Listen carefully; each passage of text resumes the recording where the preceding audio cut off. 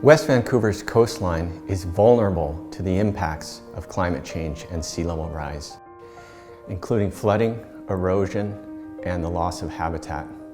Certain areas of the coastline, such as the Centennial Seawalk, may require extensive engineering to protect them, while other areas may be more resistant to the impacts. The three main challenges that we're going to see include sea level rise and storm surge, loss of habitat, and coastal erosion. So with regards to sea level rise and storm surge, flooding in low-lying areas is expected to become more frequent and severe as the sea level rises and the district receives more frequent rainfall events. Without adaptation measures, sea level rise will result in an increased risk of storm surge, a temporary rise in sea level during intense storm events.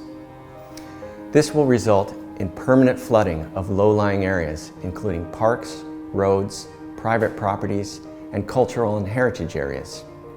Sea level rise is expected to reduce intertidal habitat, the area of the beach that is exposed during low tide and covered during high tide.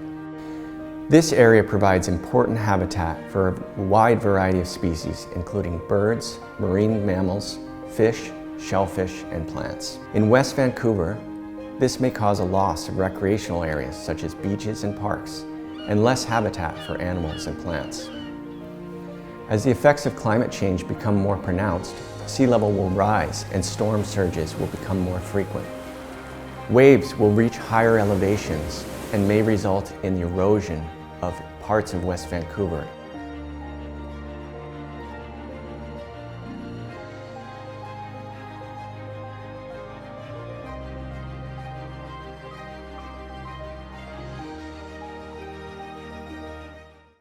The members of the Coastal Marine Management Plan bring strong interest and specialized expertise and knowledge to coastal marine management issues. We have expertise on our group ranging from maritime law, engineering, to marine sciences. The working group has spent over 2 years working together to learn as much as possible about the threats facing West Vancouver's shoreline. We have met with a wide variety of groups, from citizen stewardship groups like West Vancouver Streamkeepers and Shoreline Preservation Society to representatives from the Vancouver Aquarium and the Howe Sound Biosphere Project. Lots of work has been done dealing with the West Vancouver shoreline and the issues that face it before our group came along. We've reviewed many reports, we've learned from the efforts of others, and we're grateful.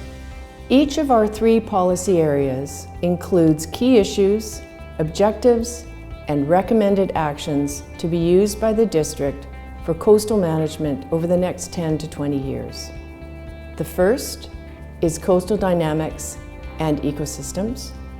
The second is built infrastructure and parks. And the third is the public-private interface group.